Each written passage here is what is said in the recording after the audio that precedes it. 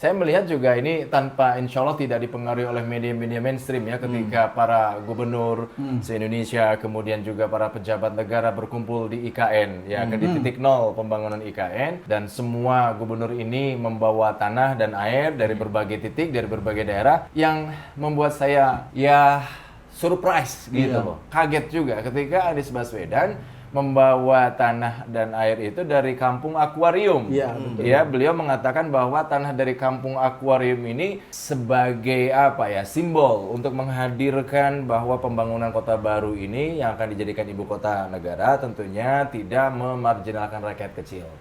Itu buat saya surprise. Betul. Beda, paling beda sendiri gitu loh. Tetapi saya tidak akan membahas di situnya. Iya. Perbedaan yang mencolok apalagi yang bisa diceritakan oleh Pak Tarmizi atau Kang Epul terkait Anies Baswedan ini? Iya, kalau saya tadi karena ada singgung pindah ibu kota ya. Iya.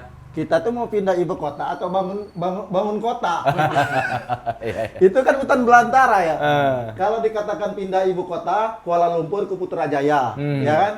Atau dari seperti era Pak Harto rencana dari Jakarta pindah ke Jonggol. Jadi bukan hutan belantara.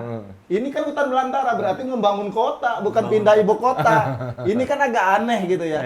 Nah, jadi kita melihat bahwa ini insya Allah dengan Anies Baswedan jadi presiden, harapan-harapan rakyat, semuanya insya Allah sesuai dengan janji-janji yang telah dia tunaikan di Jakarta, kita yakin Anies Baswedan itu bisa mensejahterakan rakyat Indonesia. Keadilan akan hadir, bukan seperti hari ini. Jadi hukum itu hanya tajam ke bawah, tumpul ke atas. Terus tajam ke oposisi, tumpul ke buzzer. Ya.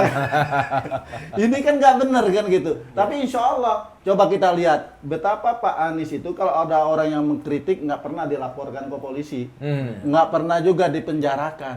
Orang bebas, ini demokrasi. Bebas. Kalau kita tidak mau dikritik ya jangan jadi pemimpin.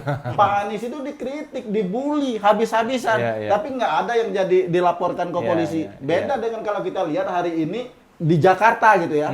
Pemimpin kita, pemimpin nasional kita dikit-dikit kan banyak yang masuk penjara dan lain sebagainya, yang nggak jelas hukumnya, hanya gara-gara bisa dikatakan apa kabar, sehat atau tidak, COVID atau tidak, 4 tahun tuh di penjara. Iya. Kang Ipul, apakah betul sosok Anies Baswedan ini adalah sosok yang punya karakteristik yang dibutuhkan oleh Indonesia ke depan? Ya, karena rakyat Indonesia hari ini kan sudah lelah dengan janji-janji politiknya yang tidak tertunaikan. Ada 11.000 triliun di kantong. Tidak impor beras, tidak impor, dan itu puluhan itu. Dan itu hampir tidak ada yang terpenuhi. Nah, sosok Pak Anies Baswedan menunjukkan hal yang sebaliknya. Semua janji politiknya terselesaikan. Mungkin 1-2 ada yang belum selesai, ya karena memang periode jabatannya pun belum selesai sampai Oktober nanti. Dan tapi dari situ saja sudah bisa kita lihat dengan clear gitu bahwa pemenuhan janji-janji itu adalah satu tanda jelas pemimpin yang amanah, pemimpin yang menunaikan segala janji-janjinya. Nah, itu baru kita lihat di seorang Anies Baswedan. Nah, ketika kita bicara soal Anies Baswedan, sosok tokoh yang satu ini memang membuat sebagian besar masyarakat Indonesia kagum, tetapi ada juga sebagian masyarakat Indonesia yang merasa, kenapa sih nggak tembus-tembus gitu loh ya, mau dibully gitu.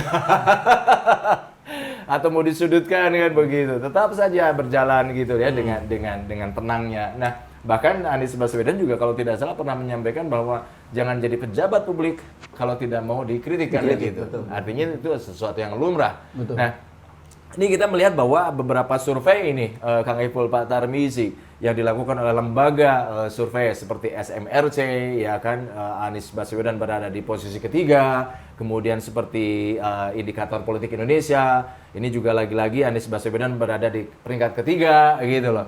Percaya nggak sih gitu Pak Tarmizi, Kang Ipul? Saya sih percaya nggak percaya. Yang jelas Anies Baswedan tidak membayar lembaga survei. Tidak diakal-akalin agar berada di 3 besar. Jadi kan kalau saya lihat itu kan lembaga survei itu tanda kutip ya, Ya. seperti PSK, kerja survei komersial. Jadi tergantung siapa yang bayar. Anies Baswedan tidak bayar, tapi dia berada di 3 besar. Inilah menunjukkan bahwa kita bisa lihat kemarin ketika kunjungan ke Balikpapan, ke IKN kemarin, Anies disambut oleh banyak warga Balikpapan di bandara. Itu menunjukkan memang ada harapan perubahan pada sosok Anies Baswedan. Anies Baswedan tidak hanya dikenal di Jakarta, tapi Anies Baswedan dikenal di seluruh Indonesia. Kita ambil contoh ketika dia berapa bulan yang lalu, kalau tidak salah sekitar bulan Februari, itu Anies Baswedan ke Bandung, ke Batagor Riri itu saya lihat itu di videonya. Itu banyak itu warga Bandung berdatangan, Pak Anies. Ini menunjukkan bahwa Pak Anies adalah harapan baru rakyat Indonesia. Kang Ibu. Ya, setiap kedatangan pejabat memang selalu disambut. Tapi yang membedakannya adalah ada sambutan yang penuh dengan settingan, Atau yang alamiah, atau yang natural gitu, seperti yang Pak Anies. Ini juga sempat saya bahas di video sebelumnya. Bagaimana kedatangan Pak Anies di bandara itu orang asalnya tidak tahu gitu kan, karena memang ya tadi tidak disetting. Tapi begitu melihat sosok Pak Anies itu langsung seperti sebuah magnet gitu. Dan sosok yang natural seperti inilah sebetulnya yang kita butuhkan. Lagi-lagi tadi kita capek juga dengan pencitraan. Bagaimana dengan sosok-sosok yang bertebaran balihonya di seluruh Indonesia gitu ya. Tapi tindakannya tidak ada yang mengedepankan kehendak rakyat. sambil rambutnya dibotakin lagi. Sebagian menilai bahwa relawan ini dibayar begitu kan, ada uangnya. Bahkan sebagian lagi menilai bahwa ini adalah sebuah proyek gitu. Bagaimana menjawab pertanyaan-pertanyaan atau tuduhan-tuduhan itu? Wah, Pak Tarmizi, Kang Ibu. Saya secara pribadi Jabar Manis, Jawa Barat bersama Anies Presiden, sepeser pun kita tidak dapat uang dari Anies Baswedan. Dan kita bertekad tidak mau minta uang dari Anies Baswedan. Ambil contoh, kemarin kita deklarasi Bekasi Raya Manis, Bekasi Raya bersama Anies Presiden. Itu adalah iuran daripada semua pengurus dan anggota simpatisan pendukung Anies Baswedan.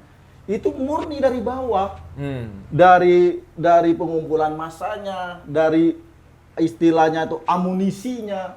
Karena kenapa? Karena mereka ingin perubahan, berkorban jiwa gitu ya, harta bila perlu ya.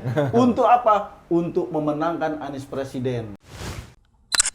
Alhamdulillahirrabbilalamin, saat ini banyak sekali sahabat-sahabat dari Saiful Zaman Channel yang menjadi patron dari kegiatan ini, yang mendukung, yang mensupport dengan berbagai cara. Luar biasa, via WhatsApp, via grup, via media sosial lainnya. Bahkan tidak sedikit yang kemudian mendonasikan uangnya untuk perjuangan kami di medan dakwah ini. Ya jelas hal ini sangat membantu keberlangsungan channel ini karena kebutuhan pun kemudian bertambah. Tidak bisa lagi ini dikerjakan oleh 1-2 orang. Kita harus merekrut lebih banyak orang. Dan itu jelas membutuhkan dana yang tidak kecil. Nah, oleh karena itu buat sahabat-sahabat semua yang terus mendukung kami, doakan juga kami untuk mampu istiqomah, untuk mampu terus menyuarakan dan menggemakan suara hati rakyat. Dan seperti biasa, bagi yang ingin membersamai kami dengan membantu operasional channel ini, sahabat bisa mendonasikannya ke nomor rekening yang ada di bawah sini. Dan silakan untuk mengkonfirmasikannya ke nomor yang ada di sini.